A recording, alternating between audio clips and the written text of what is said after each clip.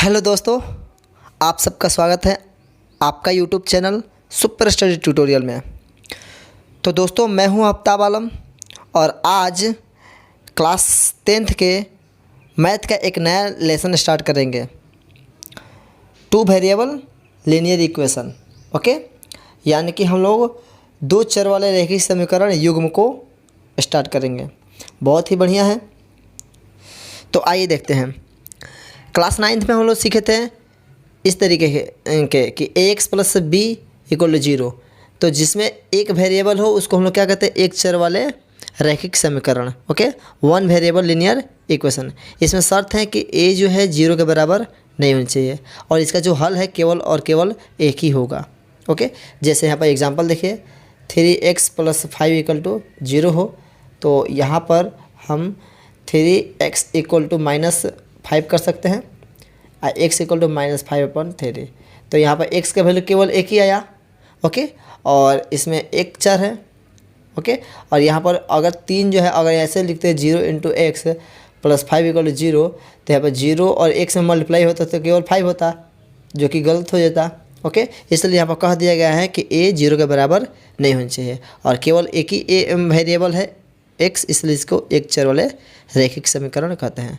उसी तरीके से 5y प्लस 5y बराबर 10, तो यहाँ से y का वैल्यू आ जाएगा y इक्वल टू 2। ओके, तो हमारा क्या हो जाएगा, केवल यहाँ पर y का वैल्यू एक ही आ रहा है 2। ओके, तो ये हो जाएगा वन वेरिएबल लीनियर इक्वेशन, एक चर वाले रैखिक समीकरण। ओके, तो एक चर वाले रैखिक समीकरण का केवल एक हल होता है। उसी तरीके से यहाँ पर जो है दो चर वाले रैखिक समीकरण का एक व्यापक रूप है ax plus by plus c equal to 0। तो यहाँ पर x और y दो वेरिएबल है, इसलिए इसको हम लोग क्या कहेंगे, दो चर वाला रैखिक समीकरण, टू वेरिएबल लीनियर इक्वेशन। इसका अनेक हल होता है। कितना हल होता है, अनेक। इसमें भी एक कंडीशन है कि यहाँ पर a 0 के बराबर नहीं होना चाहिए, b 0 के बराबर नहीं होना चाहिए। अगर ऐसा हुआ a 0 के बराबर हो जाएगा तो 0 और x में गुणा होगा तो ये पूरा 0 हो जाएगा, तो by प्लस c हो जाएगा बराबर 0। तो केवल एक ही वेरिएबल बचेगा, तो एक चर रैखिक समीकरण हो जाएगा। ओके, और अगर b 0 हो जाएगा तो a 0 हो जाएगा, b और इंटू वाई तो 0 हो जाएगा, तो यहाँ पर एक ही वेरिएबल बचेगा। ओके, इसका भी एग्जांपल देख लेते हैं। इसका अनेक हल होता है। ओके, इसका एग्जांपल देखिए। अगर आपके पास x plus 5y equal to 6 हो, ओके, तो 5y, या हम एक सिंपल एग्जांपल लेते हैं, x plus y equal to 5 हो, यानी कि x और y को दोनों को जोड़ने में कितना है, 5 है, तो y equal to 5 minus x. अब यहाँ पर x का वैल्यू हम बहुत सारे रख सकते हैं, जो क्लास 9th में पढ़े थे। बहुत सारे रखने के बाद यहाँ पे एक चार्ट देख लेते हैं, चार्ट बनाकर बहुत सारे ले सकते हैं, x a y। अगर x का वैल्यू अगर हम 0 ले लें, 5 माइनस 0, तो क्या होगा 5। y का वैल्यू कितना है 5, ये 0 तो ये 5 हो गया। अगर हम x का वैल्यू यहाँ पर यहीं पर बदल रहे हैं, ये आगे वाला सेम है, यहाँ पर 1 रख रहे हैं, तब 5 माइनस 1 कितना हो जाएगा, 4 हो जाएगा। कितना हो जाएगा, 4। अगर 1 रखे तो यहाँ पर कितना है, 4। उसी तरीके से हम बहुत सारे वैल्यू रख सकते हैं। इसको मिटा लीजिए, बहुत सारे वैल्यू हम ले सकते हैं। प्लस y इक्वल टू हमारा 9 ले लें, या 5 था ना, तो y equal to 5 minus x. X का वैल्यू 0 रखे थे तो y का वैल्यू कितना है, 5 आया था। x का वैल्यू 1 रखे थे तो 5 में से 1 जाएगा 4। अगर x का वैल्यू हम रख ले 2, क्या रख ले 2, तो x का वैल्यू 2, तो 5 में से 2 जाएगा तो कितना बचेगा यहाँ पर 3। x का वैल्यू यदि 4 रख ले तो x का वैल्यू 4 ले लो, तो y का वैल्यू कितना है, 5 माइनस 4 1 होगा, तो यहाँ पर 1 हो गया। उसी तरीके से हम बहुत सारे वैल्यू लेकर देखेंगे तो हमारा x और y का वैल्यू बहुत सारा आ रहा है, 0 5 1 4 2 3 4 1। माइनस में भी रख सकते हैं, बट्टा में भी रख सकते हैं, दशमलव में भी रख सकते हैं। तो डिफरेंट वैल्यू रखने पर y का वैल्यू डिफरेंट होगा। ओके, तो इस तरीके से कह सकते हैं कि बहुत सारे वैल्यू हो सकता है। लेकिन यही टू वेरिएबल लीनियर इक्वेशन अगर पेयर में आ जाए, किस में आ जाए, पेयर में, किस में आ जाए, जोड़ा में, तो उसको हम लोग कहेंगे दो चर वाले रैखिक समीकरण युग्म, यानी कोई जोड़ा में हो गया है। तो यहाँ पर देखिए a1x प्लस b1y, हम इसको क्लीन कर लेते हैं। अगर यही इक्वेशन इस तरीके से a1x plus b1y plus c1 equal to 0 हो, फिर a2x plus b2y plus c2 equal to 0 हो, यानी कि दो इक्वेशन हो। ओके, ये दोनों इक्वेशन कोई कंडीशन पर बेस्ड हो, जैसे x प्लस वाई, मान चले एक नंबर द्वारा समझते हैं, 5 और 3 को जोड़ रहे हैं तो कितना 8 आ रहा है, अब 5 और 3 को घटा रहे हैं तो कितना होगा 2 होगा। तो ये फर्स्ट हो जाएगा, ये सेकंड हो जाएगा। ओके, तो इसलिए पेयर में है, जोड़ा में है, तो इस टाइप के इक्वेशन को हम लोग क्या कहेंगे, दो चर वाले रैखिक समीकरण युग्म। हम यहाँ पर 5 के जगह पर सिंपल x ले सकते हैं और 3 के जगह पर y, तो x और y को जोड़ने पर कितना 8 आ रहा है, तो पहला इक्वेशन। ओके, यहाँ पर 5 की जगह पर x है और माइनस वाई इक्वल टू 2, इसको इक्वेशन 2। तो ये दोनों के दोनों पेयर में आया, जोड़ा में आया, तो इस तरीके से समीकरण को हम लोग क्या कहेंगे, दो चर वाले रैखिक समीकरण युग्म। तो अगर आपसे कोई पूछता है कि दो चर वाले रैखिक समीकरण युग्म का जो व्यापक रूप होता है क्या होता है, तो आप लोग सिंपल बताइएगा a1x plus b1y plus c1 equal to 0, और दूसरा बताइएगा a2x plus b2y plus c2 equal to 0, यानी कि दो यहाँ पर इक्वेशन मिलेगा। अब आइए देखते हैं कि अब अगर आपसे पूछ दिया जाए कि दो ऐसा कौन संख्या है जिसको जोड़ने पर 9 आ रहा है और घटाने पर अगर 6 आ रहा है, x है और एक y है, यानी कि x और y को जोड़ने पर कितना आ रहा है 9 आ रहा है, कितना 9, क्लियर। और घटाने पर 3 आना चाहिए, कितना आना चाहिए, घटाने पर 3, तो x minus y equal to 3। तो मान लीजिए पहला नंबर x है, दूसरा नंबर y है, तो पहला नंबर दूसरा नंबर को जोड़ने पर 9 आ रहा है, और पहला नंबर में से दूसरा घटाने पर कितना आ रहा है 3 आ रहा है। तो इस तरीके से इक्वेशन बन के तैयार हो गया। इसको 1 ले लीजिएगा, इसको 2 ले लीजिएगा, क्लियर। सिंपली इसको हल करने के लिए क्या करेंगे, एक लाइन देंगे, दे दीजिएगा, यहाँ पर आप लोग माइनस दीजिएगा, क्योंकि देखिए जब यहाँ पर प्लस रहेगा तब माइनस दे दीजिएगा, क्योंकि घटाने के लिए घटाने के लिए हम लोग क्या करते हैं, चिन्ह को बदल देते हैं। यहाँ पर प्लस रहेगा तो माइनस देंगे, यहाँ पर माइनस है तो प्लस दे देंगे, यहाँ पर प्लस है तो माइनस दे देंगे। तो x में से एक जाएगा तो घट के 0 हो जाएगा, और प्लस वाई, यहाँ पर भी प्लस वाई है, वो माइनस नहीं लेंगे, ये नीचे वाला है जो हम लोग दिए हैं। तो प्लस वाई और प्लस वाई 2y बराबर 9 में से 3 जाएगा 6, clear. y equal to simply ये मल्टीप्लाई में हो जाएगा, डिवाइड हो जाएगा, कटने के बाद 3। ओके, तो y इक्वल टू कितना है 3। तो इस तरीके से देखें कि y की वैल्यू 3 आ गया। अब इसी y के वैल्यू 3 को हम लोग या तो इसमें रख दो या तो इसमें रख दो, दो इक्वेशन है ना, हमारे पास दो इक्वेशन है। x plus y equal to 9 है, हम यहाँ पर x और y के जगह 3 रख देंगे क्योंकि y की वैल्यू 3 आया है, और x इक्वल टू 9 माइनस 3 यानी 6, तो x की वैल्यू कितना आया 6। तो एक हमारा आ गया, x की वैल्यू 6 और y की वैल्यू कितना आया है 3, तो ये 6 और 3 यही दो ऐसा नंबर होगा जिसको जोड़ने पर 9 आएगा, 6 3 9, और घटाने पर 6 में से 3 गया 3, आ रहा समझ में ना।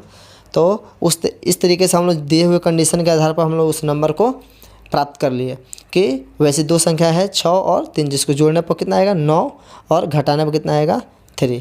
और इसी तरीके से अगर मैथमेटिक्स में हमको पता नहीं है कि कौन ऐसा संख्या है जिसको जोड़ने पर ये आ जाए घटाने पर आ जाए, तो सिंपली हम लोग मान लेंगे x और y दोनों नंबर को, और दिए हुए कंडीशन पर उसको फिक्स करेंगे, प्लॉट करेंगे, x plus y equal to 9 और x minus y equal to 3। Okay, उसी तरीके से और भी संख्या हो सकता है कंडीशन के अनुसार।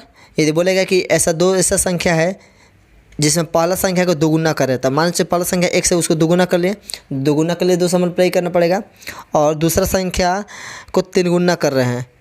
ओके, तो 3 गुना कर लिया, तो मान चलो दूसरा संख्या y है, क्या है y है, और उसमें 3 गुना कर लिए, और जोड़ रहे हैं, क्या कर रहे हैं जोड़ रहे हैं, तो 9 आ रहा है, क्या आ रहा है 9। और उसी तरीके से पहला नंबर को 3 गुना कर दे, क्या कर दे 3 गुना, और दूसरा नंबर को 2 गुना करके घटाएंगे तो कितना आ रहा है 7 आ रहा है। तो बताइए वो कौन कौन सा संख्या है जिसमें पहला संख्या को 2 गुना करके और दूसरा संख्या को 3 गुना करके जोड़ है तो 9 आ रहा है, और उसी कंडीशन में पहला को 3 गुना कर दिए और दूसरा को 2 गुना कर दिया और घटा रहे तो 7 आ रहा है। तो वैसी संख्या को प्राप्त करने के लिए सिंपल इसको इक्वेशन 1 कर लीजिएगा, इसको इक्वेशन 2, समझ में आया। 3 दूना 6x, ओके, 3 तरीके 9y और 9 3 27, कितना आया 27 हो गया। उसी तरह से 2 से इसमें बोले 2 3 6x और माइनस 2 दूना 4y और 7 दूना 14, समझ में आ गया। इस 3 से उसमें मल्टीप्लाई कर दिया फर्स्ट में, और इसके सामने वाले से इसमें मल्टीप्लाई कर दिया, उस तरह से यहाँ पर अगर सेम है तो कोई बात नहीं है, ऐसा करने की ज़रूरत नहीं है। सेम नहीं रहेगा तो तिरछा तिरछी मल्टीप्लाई करें, यानी क्रॉस मल्टीप्लाई कर देंगे। ओके, अब यहाँ पर सिंपली यहाँ पर घटाने के लिए सिंबल दे देंगे। यहाँ पर माइनस, यहाँ पर प्लस, यहाँ पर माइनस। क्यों? यहाँ माइनस है तो प्लस दिए हैं, अगर प्लस रहता तो माइनस देते हैं। 6x में से 6x गया 0, 9 और 4 13 y, और यहाँ पर 7 में से 4 गया 3 और 2 में से गया 3। ओके, यहाँ पर सिंपली घटकर आ गया। अब यहाँ पर 13 से 13 कट जाएगा एक मर्थ में, तो यहाँ पर y का वैल्यू कितना आ गया 1। अब ये जो 1 आया है उसको आप लोग इसमें 1 में रख दीजिए या 2 में रख दीजिए, किसी एक में रख लीजिए। तो हम 1 में रख लेते हैं, आप लोग जिसमें रखने का मन हो उसमें रखिएगा। तो यहाँ पर सिंपली हम रख दे रहे हैं 2x plus 3y, 2x equal to 3y equal to 9 है इक्वेशन, और वहाँ पर y की वैल्यू रख दीजिए 2x प्लस 3 रहेगा और y के जगह 1 रखते हैं, मतलब 9। ओके, तो 2x प्लस ब्रैकेट का मतलब है तो multiply 3 equal to 9। Okay, 2x equal to 9 minus 3, इसको इरेज कर लेते हैं। ओके, 2x इक्वल टू 9 में से 3 जाएगा 6, कैंसिल हो जाएगा। x इक्वल 2 3 6 3 मर्थ में, तो यहाँ पर x का वैल्यू कितना आ गया, x इक्वल 3 आ गया और y इक्वल कितना आया था 1, यानी कि यही वो नंबर होगा 3 और 1। कैसे पता चलेगा, कि x के वैल्यू 3 है और y के वैल्यू 1 है? तो आप लोग याद रखिए 2i इंटू 3 चेक कर लीजिए इक्वेशन 1 में रखकर, प्लस 3 इंटू 1 बराबर 9 आ रहा है, तो 3 9 6 और 3 कम 3 9, इधर भी 9 आ गया, इधर भी 9 आ गया। ओके, उसी तरीके से जो सेकंड इक्वेशन था सेकंड, उसमें भी रख कर चेक कीजिएगा सेकंड इक्वेशन में। ओके, इसको मिटा लेते हैं।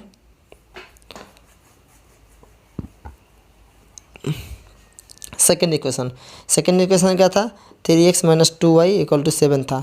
यहाँ पर भी रखिए 3 इंटू एक्स का वैल्यू 3 आया है, माइनस 2 इंटू वाई का वैल्यू 7, 3 3 9 माइनस 2 इक्वल टू 7, इधर भी 7 इधर भी 7। ओके, तो इस तरीके से दोनों इक्वेशन सेटिस्फाइड हो गया, पहला और दूसरा। तो यहाँ हम कह सकते हैं कि x का वैल्यू यानी 3 और y का वैल्यू 1, यानी कि यही दो आंसर होगा, x का वैल्यू 3 और y का वैल्यू 1। ओके, अब चलिए दो चर वाले रैखिक समीकरण युग्म को सॉल्व करने के लिए केवल यही एक मेथड नहीं होता है, बहुत सारे मेथड होता है। एक होता है ग्राफीय विधि, इसको हम इंग्लिश में ग्राफिकल मेथड कहते हैं, ग्राफिकल मेथड। ओके, ये पहला है। और दूसरा होता है हमारा बीजगणितीय विधि,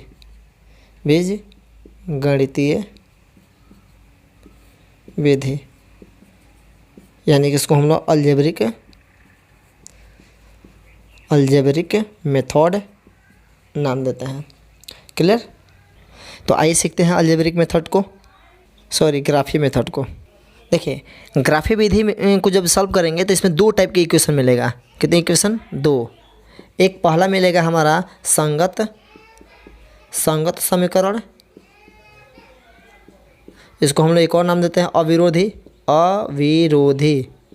अविरोधी समीकरण। आप लोग अपने बुक में मिलाते जाइएगा नाम। इसको इंग्लिश में हम लोग नाम रख सकते हैं कंसिस्टेंट इक्वेशन।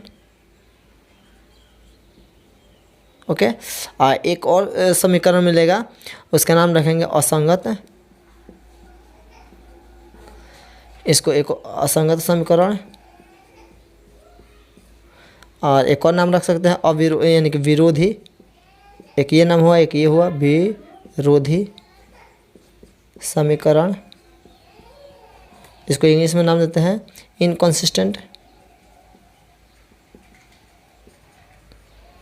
इक्वेशन। ओके, तो देखें हम लोग 2 तरीके, यानी कि ग्राफी विधि में 2 तरीके के समीकरण मिलेगा। एक मिलेगा संगत समीकरण, एक मिलेगा असंगत। अब ये सीखेंगे कि संगत समीकरण किसको कहेंगे और असंगत समीकरण किसको कहेंगे। अगर ये दोनों समझ में आ गया तो ग्राफ खींचना हमारे लिए आसान। देखिए, संगत समीकरण के लिए आप लोग जवाब दीजिएगा वैसा समीकरण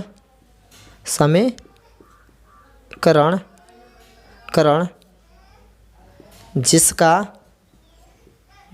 कम से कम एक हल हो, मतलब जिसको सॉल्व करने पर x का वैल्यू एक मिल जाए और y का वैल्यू एक मिल जाए। कम से कम मतलब उससे कम नहीं होने चाहिए, ज़्यादा हो सकता है, x का वैल्यू और भी ज़्यादा मिल सकता है, y का वैल्यू और भी ज़्यादा मिल सकता है। ना ही मिले तो कम से कम एक मिलना चाहिए। ओके, एक कम से कम मिलना चाहिए, यानी कि संगत समीकरण में। असंगत में क्या होगा कि वैसा समीकरण जिसका कोई हल नहीं मिलेगा, कोई हल नहीं होगा, यानी कि सॉल्व करेंगे दोनों समीकरण। जिस तरह से इसके पहले वाले क्वेश्चन को सॉल्व किए थे तो वहाँ पर x और y का वैल्यू मिला था, लेकिन कुछ ऐसा समीकरण मिलेगा जिसमें हल करेंगे, x और y का वैल्यू निकालेंगे तो कोई हल नहीं मिलेगा, x और y दोनों का वैल्यू मिलेगा ही नहीं कभी। तो वैसे समीकरण को कहेंगे असंगत समीकरण, और जिसको सॉल्व करने पर हल निकल जाए, यानी कि कोई ना कोई एक वैल्यू निकल जाए, है ना, तो उसको हम लोग क्या कहेंगे, संगत समीकरण नाम देंगे। ओके, मिलेगा कितने तरीके का ग्राफ मिलेगा। जब ग्राफी मेथड से बनाएंगे तो दो तरीके से ग्राफ मिलेगा। एक मिलेगा आप लोगों को प्रतिच्छेदी ग्राफ, और एक मिलेगा आप लोगों को संपाती ग्राफ। ओके, दो तरीके से। संपाती को हम लोग इंग्लिश में कहेंगे कोइंसिडेंट ओके ग्राफ, यानी कि प्रतिच्छेदी ग्राफ का केवल एक हल होगा। कितना हल होगा, केवल एक हल, है ना, ओनली वन सॉल्यूशन। ओके, इसको हम लोग यूनिक सॉल्यूशन, अद्वितीय भी बोलते हैं। क्या बोलते हैं, अद्वितीय हल। ओके, यानी कि यूनिक सॉल्यूशन। कैसा सॉल्यूशन, यूनिक सॉल्यूशन। और संपाती ग्राफ में जो मिलेगा वो अपरिमित रूप से अनेक, अपरिमित रूप से अनेक हल होगा। क्लियर। तो इसमें एक मिल जा रहा है, इसमें अपरिमित रूप से अनेक, हम क्या बोलते थे, एक से अधिक मिल सकता है। ठीक है, तो इसमें केवल एक कब मिलेगा, तो जब ऐसा ग्राफ मिला, मान चले ग्राफ है और इस ग्राफ में यहाँ पर x है, यहाँ पर x डैश है, यहाँ पर y है, यहाँ पर y डैश है। क्लियर। तो दो इसमें इक्वेशन होगा, दो इक्वेशन हम जानते हैं। अगर हम दो चर वाले रेखीय समीकरण युग्म पढ़ रहे हैं तो दो होगा इक्वेशन। मान चले पहला का ग्राफ ऐसे हुआ और दूसरा का ग्राफ ऐसे हुआ, ठीक है ना। तो यहाँ पर एक बिंदु पर कट कर रहा है, तो जब एक बिंदु पर कट करेगा तो यहाँ पर x के सामने एक पॉइंट को लेगा और y के सामने एक पॉइंट को लेगा। तो यहाँ पर केवल और केवल एक ही हमारा क्या होगा, हल होगा। क्या होगा, एक ही हल होगा। मान चले यहाँ पर गया, यहाँ पर कट गया, ठीक है। तो कहीं ना कहीं हमको एक ही बिंदु पर कट रहा है, तो x का एक वैल्यू होगा, एक y का वैल्यू होगा। लेकिन अगर यही ग्राफ में दोनों लाइन एक दूसरे पर ओवरलैप कर जाएगा, क्या कर जाएगा, ओवरलैप। तो यहाँ पर x जो x लाइन है और y लाइन है, इस x और y के पास यानी कि हर एक पॉइंट पर काट रहा है, तो यहाँ पर अपरिमित रूप से अनेक हल हो सकता है, क्योंकि हर एक बिंदु जो है एक हल को रिप्रेजेंट कर रहा है, ठीक है ना। हर एक बिंदु, मान चलिए यहाँ पर का बिंदु ले रहे हैं यहाँ का, तो ये x पर से एक वैल्यू उठाएगा, एक y पर से वैल्यू उठाएगा। यहाँ का बिंदु की बात कर रहे हैं, यहाँ का, तो एक x पर से उठाएगा, एक y पर से उठाएगा। तो यहाँ पर बिंदु एक ही है, तो केवल एगो x पर से यहाँ से उठा लेगा, एक y पर से, तो केवल x का वैल्यू एक ही मिल रहा है और y का वैल्यू भी एक ही मिला है। मान चलिए a पर कट किया है, a b पर, तो यहाँ पर x का वैल्यू a होगा, यहाँ पर y का वैल्यू b होगा। लेकिन यहाँ पर तो बहुत जगह कट कर रहा है ना, एक ही पर जब दोनों लाइनें हैं तो यहाँ पर अपरिमित रूप से अनेक हल होगा। ओके, तो ये जो ग्राफ है वो प्रतिच्छेदी के लिए हो जाएगा, और ये जो ग्राफ है क्या इसके लिए हो जाएगा, समपाती ग्राफ हो जाएगा। और ये दोनों जो ग्राफ है ये क्या होगा, संगत समीकरण में ही प्राप्त होगा। अब हम लोग सीखेंगे कि ये जो प्रतिच्छेदी ग्राफ है वो किस टाइप के समीकरण यानी कि संगत समीकरण किस तरीके के रहेगा तो ये मिलेगा और ये कब मिलेगा। तो ध्यान दीजिए, यहाँ पर हम सीख लेते थोड़ा सा जगह है। तो मान चलिए एक समीकरण है a1x, यहीं पर एक समीकरण लिख दे रहे हैं, a1x plus b1y plus c1 = 0, एक पहला समीकरण है यह। और a2x plus b2y plus c2 = 0, ये दूसरा समीकरण है। तो आप लोग ये जो x के साथ जो न्यूमेरिकल वैल्यू है अंक वाला उसी को कंपेयर करेंगे कीजिएगा। अगर a1 बटा में a2 बराबर हो गया b1 बटा में b2 नहीं बराबर हुआ, अगर ये दोनों बराबर में नहीं होगा तो ये दोनों जब बराबर में नहीं होगा तो इसका जो ग्राफ होगा इस तरह से कहीं ना कहीं कटेगा। दोनों लाइन क्या करेगा, ये पहला समीकरण का ग्राफ खींचेंगे तो और दूसरा समीकरण का ग्राफ खींचेंगे तो ये दोनों लाइन कहीं ना कहीं जाकर कट कर जाएगा और इसका जो सॉल्यूशन होगा वो केवल एक होगा और क्या होगा, प्रतिच्छेदी होगा। प्रतिच्छेद कर रहे हैं ना, समझ में आ रहा है। अगर यही कंडीशन यहाँ पर ऐसे होता, a1 जो है a2 बराबर b1 b2 और तीनों के तीनों बराबर हो जाता, तो इसका मतलब क्या, ये इस तरीके से ग्राफ प्राप्त होता। ये दोनों लाइन का एक ही लाइन पर क्या हो जाता, ओवरलैप हो जाता, मतलब एक ही लाइन पर कहीं ना कहीं ओवरलैप हो जाता दोनों लाइन, यानी इसका भी ग्राफ खींचते तो और इसका भी ग्राफ खींचते तो दोनों एक ही लाइन पर आकर ओवरलैप कर जाता। तो ये संपाती हो गया। संपाती का के अनेक हल होता है क्योंकि अनेक बिंदु पर कट कर रहा है, ठीक है।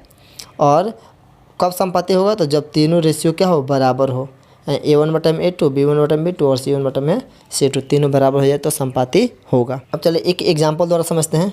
मान चलिए इसको हटा देते हैं, एक एग्जाम्पल लेते हैं अंक वाला, जिससे थोड़ा काफ़ी हद तक समझ में आएगा। 3x प्लस 2y प्लस 6 = 0 ले लो, है ना। यहाँ पर कोई जरूरी नहीं 0 ही होगा, 6 इधर भी हो सकता है तो माइनस में होगा।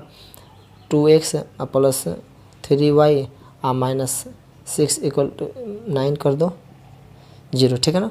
तो यहाँ पर कंपेयर करो, 3/2 ये बराबर 2/3, क्या ये दोनों बराबर है, ये 3/2 है, 2/3 है, दोनों बराबर नहीं है। बराबर कब होता, जब यहाँ पर भी 2/3 होता तो बराबर नहीं है। तो इन दोनों समीकरण का जब ग्राफ खींचेंगे तो प्रतिच्छेदी ग्राफ मिलेगा। कैसा, इस तरीके से कहीं ना कहीं कटा हुआ इस तरह से मिलेगा। ये दोनों ग्राफ जाएगा इस तरह से, है ना, कहीं ना कहीं ये कटा हुआ ग्राफ मिलेगा ये दोनों लाइन का, ओके। और इसका केवल और केवल एक हल होगा, एक x पर से आएगा, एक y पर से आएगा। समझ में आ रहा है ना। लेकिन अगर यही कंडीशन इस तरीके से होता, कैसे, हम एक इक्वेशन ले रहे हैं, दूसरा अपने से बना लेते हैं। यहाँ पर आप भी बना सकते हैं, यहाँ पर 5 कर सकते हैं, यहाँ पर 6 लेते हैं तो इक्वेशन चेंज हो जाएगा, यानी कि रेशियो सेम नहीं हो पाएगा। लेकिन यहीं पर इसको 2 से मल्टीप्लाई कर दो तो 6x प्लस 4y, ओके, और प्लस 12 = 0। नहीं, अब रेशियो लेके देखो, 3/6 2/4, ओके, 6/12 कटा के देखो 1/2, यहाँ कटाएंगे तो यहाँ पर कितना 1/2, यहाँ कटाएंगे तो 1/2। तो यहाँ पर तीनों के तीनों रेशियो क्या है, सेम है। तो इस टाइप के ग्राफ जो खींचेंगे वो हमारा क्या होगा, संपाती होगा और इसका अपरिमित रूप से अनेक हल होगा। समझ में आ गया। तो आप लोग संगत समीकरण को के हर एक यानी कि गुणांक को रेशियो निकाल कर बता सकते हैं कि किसका प्रतिच्छेदी होगा, किसका संपाती होगा, ठीक है ना। अगर प्रतिच्छेदी या समानुपाती होगा तो वो दोनों के दोनों संगत समीकरण ही होगा। लेकिन हाँ, जब प्रतिच्छेदी हो तभी आप लोग क्या कीजिएगा, उसका सॉल्व कीजिएगा, है ना। प्रतिस्थापन विधि से हम लोग बीजगणितीय विधि में सॉल्व करेंगे, ठीक है ना। जिसका प्रतिच्छेदी होता है वो आसानी से उसका सॉल्यूशन निकल आता है, ओके। तो अभी तो हम लोग सीखे थे संगत समीकरण के लिए, असंगत सीख ले, असंगत समीकरण इसको हम लोग एक और नाम दिए थे, यानी कि विरोधी समीकरण। तो विरोधी समीकरण में क्या होता है, विरोधी समीकरण में एक ही हमको मिलता है, यानी कि विरोधी समीकरण में कोई हल होता ही नहीं है और इसका जो ग्राफ होगा यदि ग्राफ हम लोग खींचेंगे तो दोनों के दोनों लाइन एक दूसरे के समानांतर हो जाएगा। जब तक वो दोनों लाइन इंटरसेक्ट नहीं करेगा, कट नहीं करेगा या टच नहीं करेगा, तब तक हमको एक्स और वाई का वैल्यू मिलेगा ही नहीं, क्योंकि एक बिंदु ही बताता है एक्स और वाई का वैल्यू। ठीक है, तो इसका ग्राफ जो होगा इस तरीके से होगा, दोनों लाइन इस तरह से पैरेलल हो जाएगा। ठीक है, दोनों लाइन एक दूसरे पैरेलल। इसको कितना आगे तक बढ़ाएंगे ये दोनों कहीं नहीं कटेगा। ठीक है, ये दोनों के दोनों कहीं कट नहीं करेगा। जब कट नहीं करेगा तो एक्स और वाई से पर से वैल्यू हम उठा नहीं सकते हैं। समझ में आ रहा है ना? तो इसके लिए भी हम देख लेते हैं। तो मान चले a1x plus b1y plus c1 equal to 0 हो, a2x plus b2y plus c2 equal to 0 हो। ठीक है, दो इक्वेशन है। तो हम कैसे करेंगे? तो a1 इक्वल बटा में a2 बराबर हो जाएगा b1 बटा में b2, लेकिन c1 बटा में c2 का भी बराबर नहीं होगा। ठीक है ना? तो जब ऐसा कंडीशन आ जाए तो वो क्या होगा? यानी कि असंगत समीकरण होगा, यानी कि विरोधी समीकरण। और इसका जो ग्राफ की जो वो क्या होगा? समानांतर होगा और इसका कोई हल नहीं होगा। समझ में आ गया? देखिए, इसको एक एग्जांपल द्वारा समझते हैं। आप बताइए, एक्स एक कोई ना कोई संख्या है और वाई एक संख्या है, दोनों को जोड़ रहे हैं तो 5 मिल रहा है। और फिर इसी संख्या को जोड़ेंगे तो कभी 5 मिले, यानी कभी 7 मिलेगा नहीं ना। यानी कि यहाँ पर 1 1 सही है, इसका रेशियो वाई सही है, इसका रेशियो सही है। रेशियो कंपेयर करो 1 बटा में 1 अब 1 बटा में 1, ये तो सही है। लेकिन ये 5.7 ये हमारा बराबर नहीं है। तो इसलिए क्या होगा? असंगत समीकरण होगा और इसका कोई हल नहीं होगा। कोई ऐसा संख्या ही नहीं है जिसको जोड़ने में 5 आया फिर उसी संख्या को जोड़े तो 7 आए, है ना। इसलिए इसका ग्राफ कभी मिलता ही नहीं है दोनों को। यानी कि इस इक्वेशन का भी ग्राफ खींचेंगे तो एक लाइन जाएगा, इस इक्वेशन का भी ग्राफ खींचेंगे तो एक लाइन जाएगा, लेकिन दोनों कभी एक दूसरे को कट नहीं करेगा। तो जब ऐसा हो तो वो हमारा क्या होगा? असंगत समीकरण होगा, कोई हल नहीं होगा। ओके, तो आप लोगों को एक इक्वेशन दिया जाएगा और उस इक्वेशन के हेल्प से आप लोग लिख सकते हैं कि एक संपाती, एक यानी समानांतर और एक प्रतिच्छेदी। जैसे 2x plus 3y plus 5 equal to 1 0 दे एक समीकरण दे दिए, और इस समीकरण के हेल्प से आप लोग लिख सकते हैं क्या? विरोधी के लिए क्या यहाँ पर कुछ भी रख दीजिए, लेकिन समान नहीं होना चाहिए, है ना। Plus 5y plus 9 equal to 0। तो देखो ये क्या होगा? 2/3/5, ये दोनों के दोनों बराबर नहीं है, इसलिए क्या होगा? ये हमारा प्रतिच्छेदी का एक एग्जाम्पल हो गया। फिर इसको मिटा देते हैं। अब फिर हम कोई अपना से ले सकते हैं दूसरा, तो इसमें 2 से मल्टीप्लाई कर दो तो 4x plus 6y plus 10 equal to 0। तो इसका रेशियो निकाल के देखो, 2/4 इक्वल 3/6 5/10 कटा के देखो 1/2 आ रहा है, इसको कटाने पर 1/2 आ रहा है, इसको भी कटाने पर 1/2 आ रहा है। तीनों के तीनों क्या हो गया? बराबर हो गया। तो हमारा क्या हो जाएगा? संपाती का एग्जाम्पल हो गया। किसका? संपाती का। संपाती के लिए तीनों बराबर होता था, लेकिन अगर अपना से भी ले सकते हैं लो, आप लोग 3 से मल्टीप्लाई कर दीजिए 4 से सब में, है ना। तो ये रेशियो सेम हो जाएगा।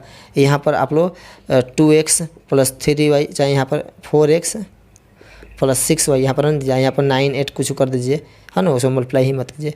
तो 2/4 बराबर 3/6, है ना, अब बराबर 5/9 कंपेयर करो, ये तो बराबर नहीं है। यहाँ पर 1/2 आ गया, यहाँ पर भी कटाने पर 1/2 आ गया, लेकिन ये बराबर नहीं हुआ, 5/9 है। क्लियर? 5/9 है।